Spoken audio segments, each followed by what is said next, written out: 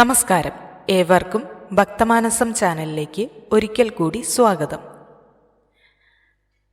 കണ്ണൂർ ജില്ലയിലെ ദക്ഷിണകാശി എന്നറിയപ്പെടുന്ന പ്രസിദ്ധമായ ക്ഷേത്രമാണ് കൊട്ടിയൂർ ക്ഷേത്രം. മലബാറിൻ്റെ മഹോത്സവം എന്ന് വിശേഷിപ്പിക്കാവുന്ന കൊട്ടിയൂർ വൈശാഖോത്സവം ഇടവത്തിലെ ചോതി മുതൽ മിഥുനത്തിലെ ചിത്തിര വരെയാണ് നടക്കുന്നത്. കൊട്ടിയൂരിൽ പുണ്യനദിയായ ബാവലിപ്പുഴയുടെ അക്കരയും ഇക്കരയുമാണ് ക്ഷേത്രം സ്ഥിതി ചെയ്യുന്നത്. പുഴയുടെ തെക്കുഭാഗത്തുള്ള ഇക്കരെ കൊട്ടിയൂരിൽ സ്ഥിരം ക്ഷേത്രമുണ്ട്.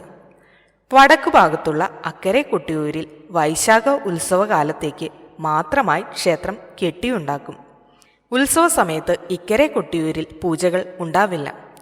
അക്കരെ കൊട്ടിയൂരിലാണ് മൂലക്ഷേത്രം. ഇവിടെ ജലാശയത്തിന് നടുവിൽ സ്വയംഭൂവായി മണിത്തറയിൽ മഹാദേവനും ശക്തി ചൈതന്യമായ പാർവതീദേവി അമ്മാറക്കൽ തറയിലും സ്ഥിതി ചെയ്യുന്നു. വൈശാഖോത്സവ സമയത്ത് മാത്രമേ ഇവിടെ പൂജയുള്ളൂ. ബാക്കി കാലത്ത് ഇക്കരെ കൊട്ടിയൂരിലാണ് ഭഗവാൻ സന്നിഹിതനായിരിക്കുക. ഈ കാലത്ത് അക്കരെ കൊട്ടിയൂരിലേക്ക് ആർക്കും പ്രവേശനം ഉണ്ടാവുകയുമില്ല. ത്രിമൂർത്തികളും 30 കോടി ദേവകളും ഒന്നിച്ചുകൂടി ദക്ഷയാഗം നടന്ന സ്ഥലമാണ് കൊട്ടിയൂർ. അതിനാൽ ഇവിടെ എത്താൻ കഴിയുന്നത് പോലും അതീവ പുണ്യമാണ്.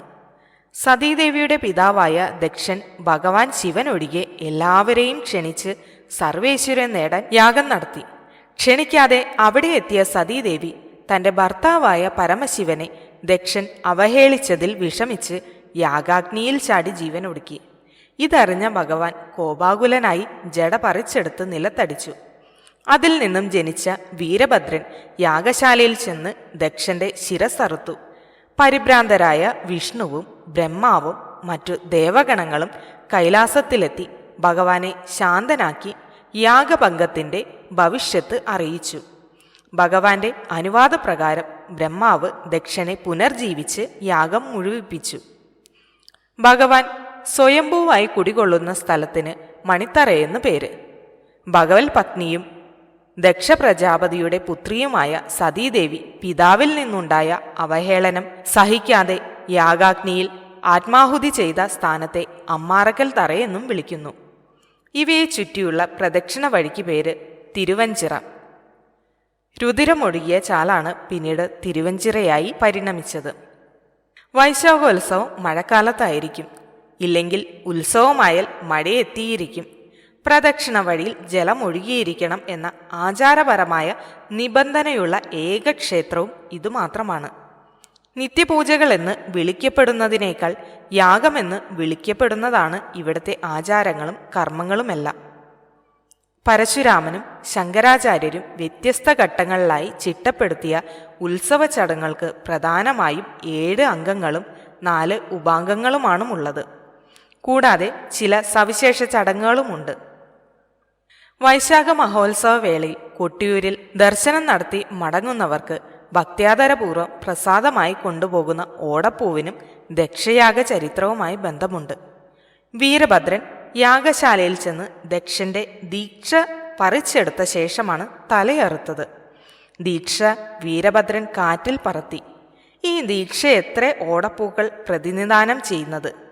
പൂമുഖത്തും പൂജാമുറിയിലും വാഹനങ്ങളിലുമെല്ലാം ഈ ഓടപ്പൂക്കൾ തൂക്കിയിടുന്നത് സർവേശ്വര്യം പ്രദാനം ചെയ്യും എന്നാണ് വിശ്വാസം.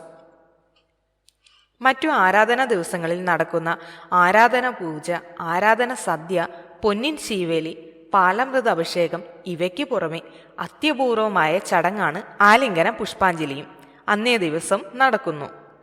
സതീദേവിയുടെ ദേഹത്യാഗം അറിഞ്ഞ് രൗദ്രനായി യാഗസ്ഥലത്ത് എത്തിയ ശ്രീ പരമേശ്വരന്റെ കോപവും സതീവിരഹം മൂലമുള്ള ദുഃഖവും മഹാവിഷ്ണു തൻ്റെ ആലിംഗനത്താൽ ശമിപ്പിക്കുന്നതിൻ്റെ പ്രതീകമായിട്ടാണ് രോഹിണി ആരാധനയിലെ വിശേഷ ചടങ്ങായ ആലിംഗനം പുഷ്പാഞ്ജലി നടത്തുന്നത്.